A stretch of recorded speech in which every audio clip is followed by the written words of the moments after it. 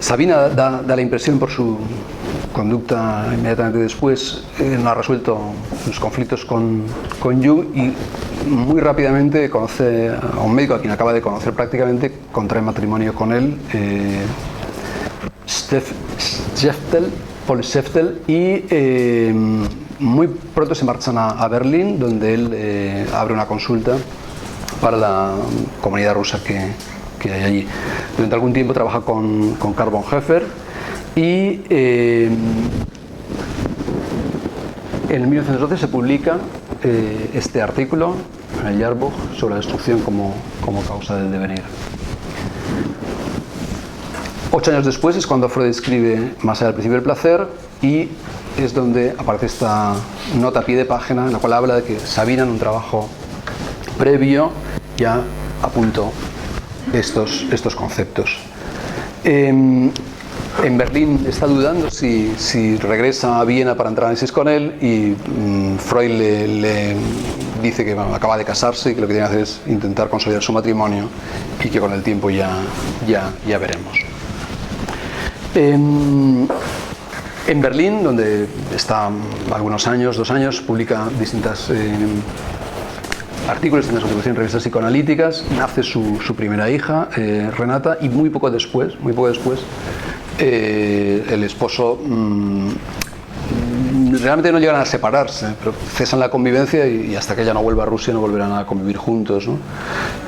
Por otra parte, comienza la Primera Guerra Mundial, lo cual los movimientos en Europa son muy complicados, y durante algunos años se instala en Lausanne. Trabaja como médico de un asilo de ciegos, como cirujana, se plantea dejar el psicoanálisis y sigue manteniendo una relación epistolar con Freud y con Jung durante algunos años. En Lausanne funda un grupo de estudios psicoanalíticos, reanuda la práctica del psicoanálisis, sigue publicando y asiste a algunos congresos psicoanalíticos. En uno de ellos, un joven de 17 años, Jean Piaget, presenta un trabajo, el pensamiento simbólico, el pensamiento del niño, en gran parte debido a ideas que le aporta Sabina Spielrein. En el 21 se instala en Ginebra para difundir el psicoanálisis y comienza a trabajar en el Instituto Jean-Jacques Rousseau, que es donde luego aparecerá en esta maleta, que se está convirtiendo en un centro importantísimo de psicopedagogía en Europa, ¿no? Ahí escribirá varios artículos psicoanalíticos y tendrá análisis a Edouard Claparède, el padre de la psicopedagogía, a Jean Piaget, y a otros como Charles Vally o Raymond de Saussure, que muchos recordáis como uno de los padres de la gramática estructuralista. Sigue practicando el psicoanálisis, asiste a diferentes congresos, y en el año 23, ya han transcurrido unos años del triunfo de la Revolución Rusa, decide regresar a la Unión Soviética. La situación es bastante difícil para los psicoanalistas, económicamente para los psicoanalistas en Europa, y parece que existen buenas perspectivas desde el punto de vista laboral. Lo consulta con Freud y Freud la alienta a que vuelva a la Unión Soviética y para potenciar y desarrollar una sociedad psicoanalítica que se había constituido muy poco antes y que estaba prácticamente por desarrollar, ¿no? Trabajó en la Casa Experimental de la Niñez, un hogar psicoanalítico para niños con trastorno de conducta de Vera Smith, y era la psicoanalista más importante de la Unión Soviética en aquellos años, ¿no? Fue presidenta de la Unión Psicoanalítica de Rusia, directora del Instituto Estatal de Psicoanálisis, fue analista didacta, tuvo relación con Vygotsky y con Luria, y ella fue la responsable de traducción al ruso de Más allá del principio del placer, con prólogo de Vygotsky y Luria. En el 29 empiezan a tener problemas los psicoanalistas en Rusia, de forma que la sociedad se disuelve en el 29, y unos años después, cuando muere Pavlov, Stalin ya prohíbe la práctica del psicoanálisis en la Unión Soviética. Tiene entonces que volver de Moscú a Rostov, trabaja como profesor en la Universidad del Norte del Cáucaso y reanuda la convivencia con el esposo y se queda embarazada de su segunda hija, de Eva. Las autoridades expropian la vivienda, una vivienda amplia y burguesa para montar ahí las oficinas del partido y debe instalarse con el esposo y con las hijas a vivir en la calle Balleriza de la casa, ¿no? Todavía mantiene trabajo como psiquiatra y paidóloga en una policlínica y organiza un hogar psicoanalítico para niños delincuentes. Pero en unos años, ahora veremos cómo, será víctima de los dos totalitarismos que destrozaron a Europa, el estalinismo y el nazismo. Del 30 al 35 ejerce como médica en la Oficina de Defensa de la Patria. Es entonces su último trabajo, aunque muchos se han perdido. Análisis de los dibujos realizados por niños con los ojos abiertos y cerrados. Y en el 35 la despiden. La paidología se considera ya una ciencia burguesa falsa. Ya solo puede trabajar durante algunas horas a la semana como médico de una escuela y entrar en una situación de extrema pobreza. Tienen que cultivar un huerto en las afueras de la casa para poder alimentarse. Sus hermanos, de los cuales no hemos hablado, pero uno de los hermanos es el padre de la psicotecnia y del taylorismo soviético. Caen todos en desgracia y la policía política los detiene y los fusila a los tres. En un intervalo de menos de un año son fusilados los tres, Jan en enero del 38, Emil en junio del 38 septiembre del 37, enero y junio del 38. Y el padre, la madre había muerto unos años antes, el padre muere de pena, dicen textualmente todos, en agosto del 38. Públicamente en el Congreso donde se empezó a cuestionar el estalinismo, el Congreso de Khrushchev, en el 20 Congreso del Partido Comunista de la Unión Soviética, serían públicamente rehabilitados los tres hermanos. En el 42, en la Operación Barbarroja, el ejército alemán invade la Unión Soviética y Sabina huye con sus hijas, pide ayuda, pero es denunciada y junto con el resto de judíos de Rostov los mantienen durante 2 días en la puerta de la sinagoga y a los 2 días los llevan a un foso, un despeñadero, donde serán fusilados junto con el resto de la comunidad judía de Rostov. Se habla de 13.000, otros aumenta bastante la cifra, y unos 4.000 judíos serían asesinados mediante unos camiones que redirigían el gas de combustión al interior del camión, y que es una de las primeras experiencias que utilizan para ejecuciones masivas los nacionalsocialistas, y será un poco el origen con la perfección que realizarán, de las cámaras de gas que empiezan a funcionar muy poco después en algunos campos de concentración. En el momento del asesinato, Sabina tenía 56 años, Renata, su hija mayor, 28, y Eva, 17. No son fotos de ese día, pero son fotos de Rostov y de una de tantas matanzas del día que murieron ellas, todas similares. Cavaban una zanja, fusilamientos masivos, luego se tapaban los cadáveres. En Yad Vashem, el Centro de Documentación sobre el Holocausto, se conserva, de los más de 6 millones, se conserva la ficha, la identidad personal de cada uno de ellos, de 4 millones, y ahí se conservan los datos personales de Sabina, de Renata y de Eva, el lugar y la fecha de su muerte. ¿Qué había sido de Freud? Bueno, pues Freud, en el año 33, Kretschmer, cuando Hitler toma el poder, dimite de la Asociación Alemana de Psiquiatría, y esa vacante se la dan a Jung. Muy poco después se crea una nueva sociedad, la Sociedad Médica de Psicoterapia, que dirigirá un primo de Hermann Göring, y Jung será el editor y el director de la revista, en donde son declaraciones programáticas, ya se habla de un inconsciente judío, de un inconsciente ario. Esta sociedad presupone que todos sus miembros activos han trabajado en el libro fundamental de Adolf Hitler, Mi lucha, con toda la seriedad científica, y lo reconocen como un fundamento. La sociedad pretende educar al pueblo alemán hacia una condición heroica orientada al sacrificio. Se ha cuestionado por algunos si realmente Jung se consideró con filonazi, un simpatizante de los nazis. Para los procesos de Nuremberg, la verdad es que queda bastante claro, ¿no? Es decir, es evidente que el Dr. Jung ha dotado al movimiento nazi una gran parte de su trastorno filosófico, quizá fuera mejor decir pseudofilosófico, es ciudadano suizo y goza de inmunidad, y reconocen que los delitos de opinión no son delitos penales, por más repugnantes y falsos que puedan resultar.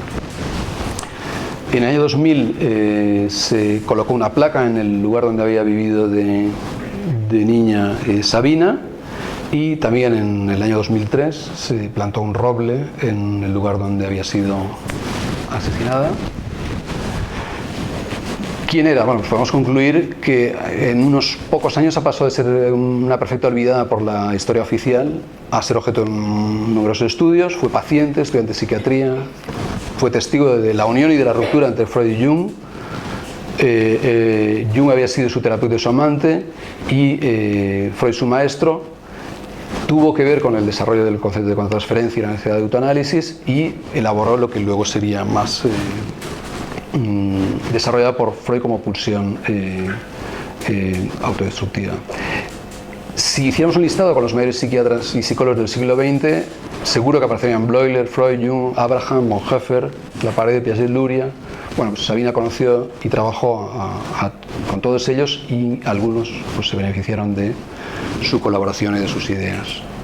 Básicamente esa es la información, y bueno, gracias por vuestra atención, esperemos que os haya gustado la historia.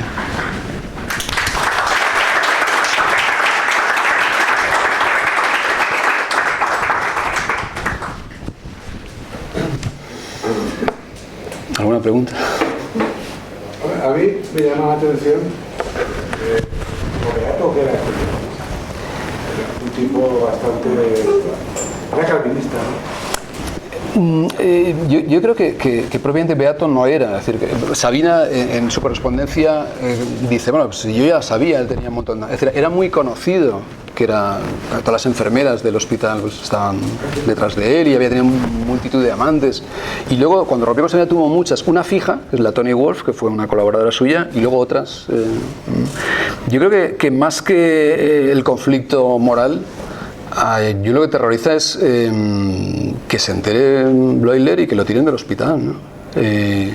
No es haber transgredido una norma, es que la gente sepa que ha transgredido el código deontológico, y que la mujer, que ya lo sabía, pues, de repente vaya a un juzgado y diga que su marido tiene un amante que es una antigua o una paciente suya, ¿no? Eso es lo que la aterroriza, porque luego no habrá ningún problema con...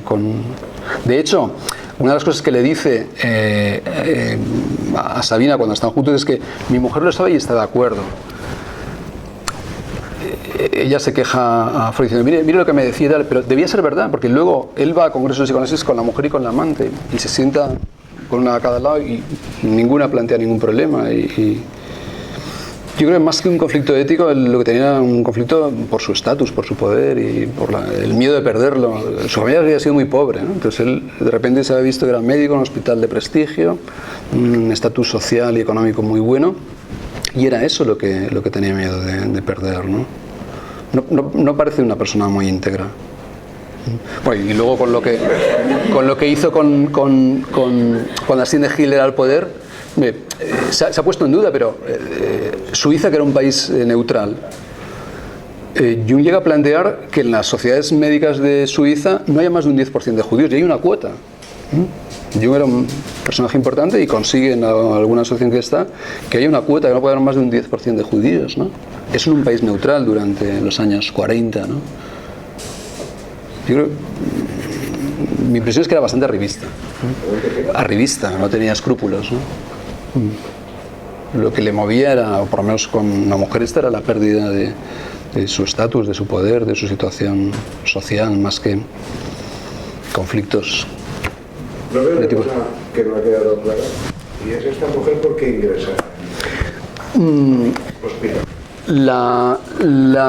El diagnóstico es de histeria, luego ha habido mucha polémica. Hay quien apunta que se trataba de una psicosis esquizofrénica. Yo creo que vista la evolución y vista la trayectoria parece descartable. Entonces podría ser una histeria, podría ser un episodio psicótico breve. La verdad es que histerias, lo que se llamaba entonces la psicosis histérica, no se ven, pero en aquellos años parece que sí que eran muy frecuentes, ¿no? Es decir, cuadros con una estructura neurótica, pero que la producción sintomática era aparentemente psicótica, que luego remitían muy rápidamente, respondían al tratamiento.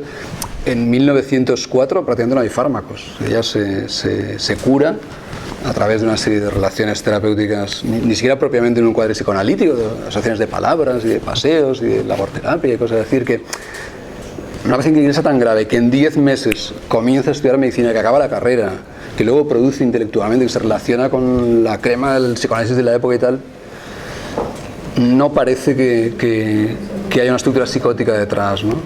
Pero sin embargo sí que podría ser la primera límite. Sí, sí. Okay.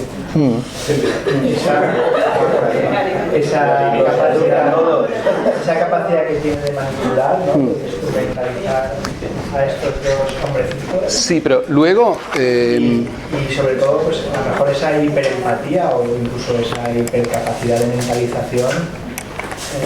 Sí, sería una posibilidad. La reconduce y plantado como un trastorno. Pero luego es una mujer que tiene una capacidad de tolerancia a la frustración y el sufrimiento enorme. Yo he hecho una descripción de lo que es su evolución profesional, pero económicamente vive en la miseria. O sea, ella tiene que trabajar dando clases, de costurera, tocando el piano, en Europa. En Europa. Hay veces que no puede pagar la cuota de la sesión psicoanalítica y Freud le dice, no se preocupe, será una deudora eterna.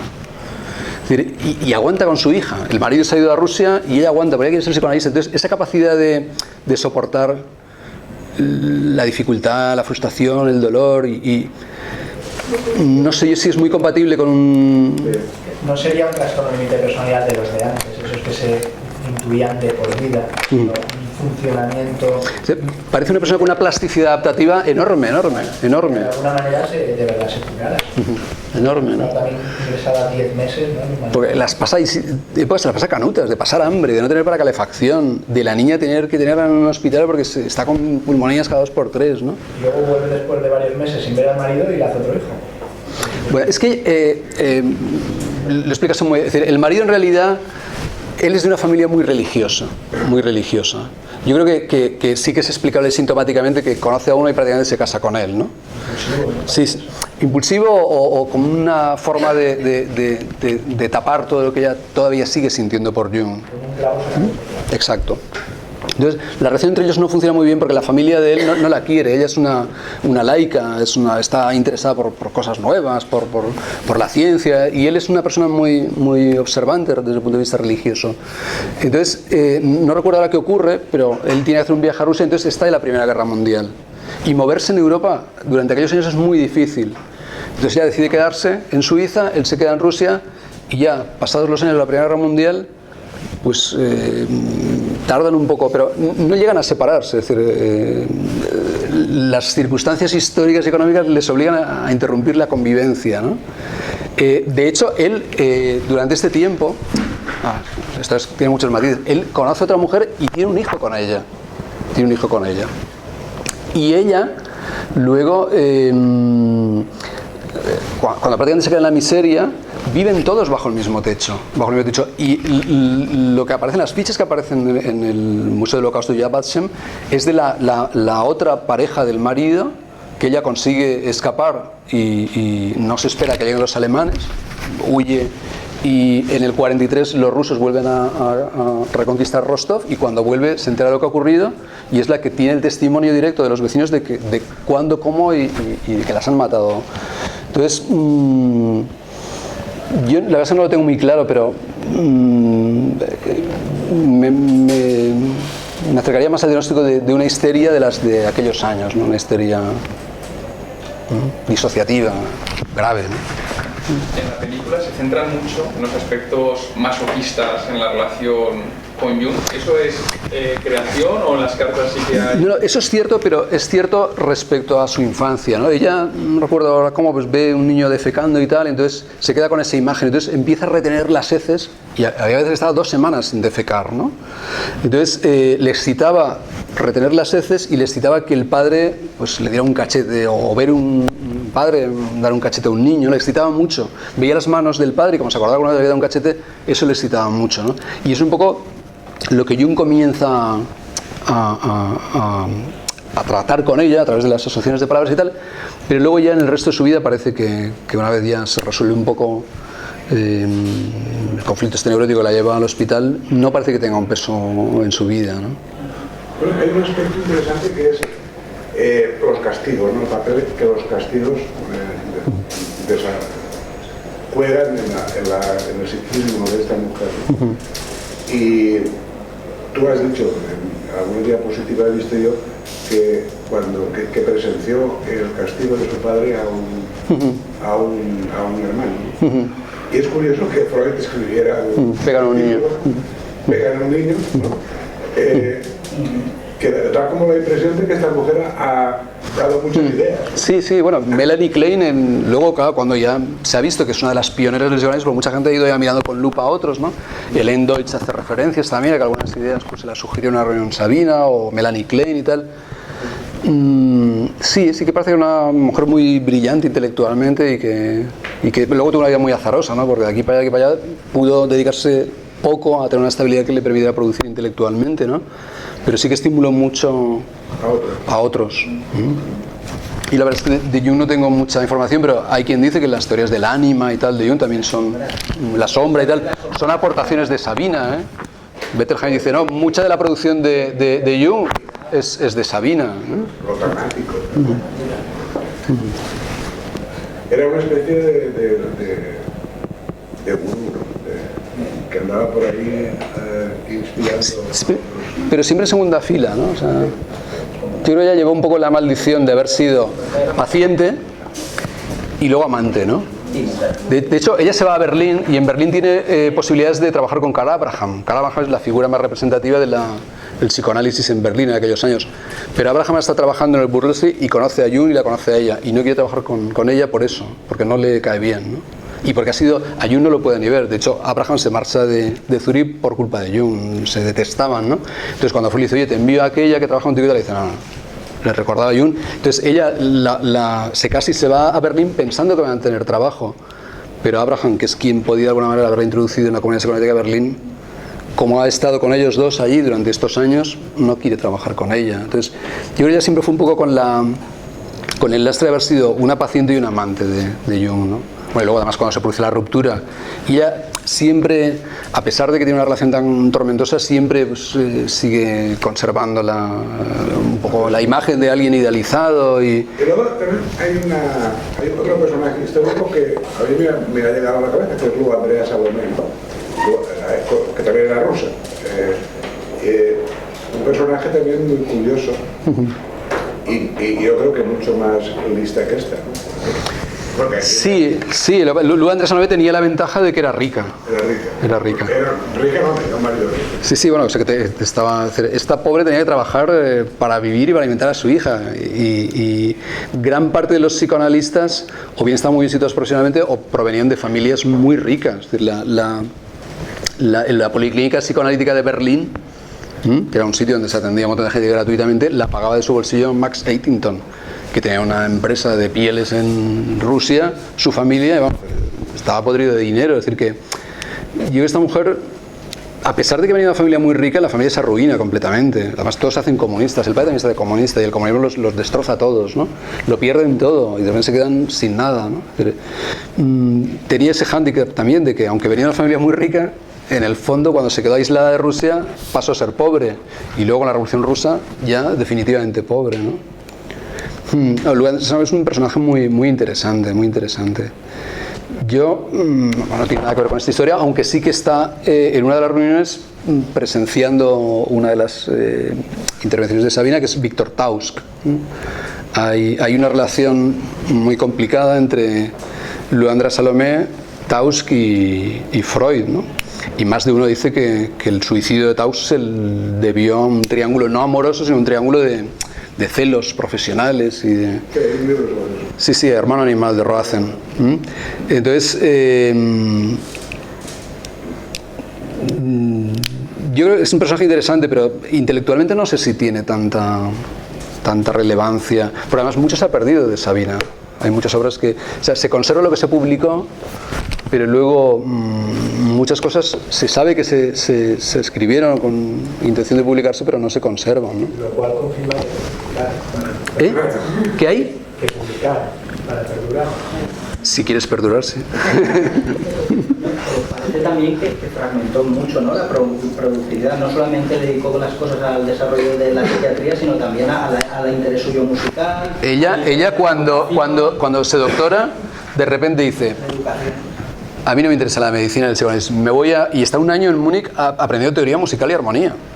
Que es lo que quería hacer desde el principio. Y luego al año y se interesaba en muchas cosas, escribe una novela también. Ella hablaba 4 o 5 idiomas. La familia provenía de Polonia, entonces de niña la envían a un jardín de infantes a Polonia. Y allí aprende varios idiomas. Ella hablaba perfectamente alemán, a pesar de que había nacido en Rusia y en Polonia. ¿Y se sabe algo históricamente si Sabine Spielrein, por tiempo y ubicación, pudo participar de los encuentros que tenían en Suiza del Monte Veritas? Que allí había como una especie de reunión ¿De quiénes? Pues Jung era uno de los cabezas, luego ¿Y eso en escritor Hermann Hesse del Lobo Estepario. ¿En qué año fue eso? Pues 1920 y algo. Y No, porque ella se centra, esos años sí que está centrada en el instituto este de Jacques Rousseau y con Claparède y Piaget y no. Ahí a partir del año 19 ya no se conserva ningún tipo de relación, ni siquiera epistolar con Jung. Ella seguirá teniéndolo como, en fin, un pedestal, pero mantiene unos años más la relación con Freud hasta el 23, pero rompe totalmente el contacto incluso por carta con Jung en el 19. De hecho, una de las cosas porque cuando los alemanes llegan a Rostov en julio del 41, se encuentran mucha resistencia, se retiran y están a varios kilómetros, están hasta agosto del 42, es cuando ella la matan, ¿no? Mucha gente se marcha. De hecho, la otra mujer que había estado con el marido, que tiene un hijo con el marido y tal, se marcha. Y ella, ha habido tanto en Europa, y bueno, los alemanes ¿cómo pueden venir aquí a matarnos? ¿No? Es un poco, no da crédito a lo que la gente le dice, ¿no? Se queda confiada hasta el final.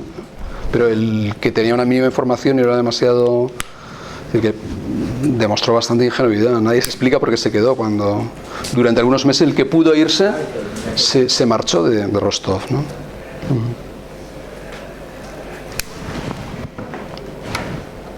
Muy bien, pues muchas gracias, Andrés, por tu aportación.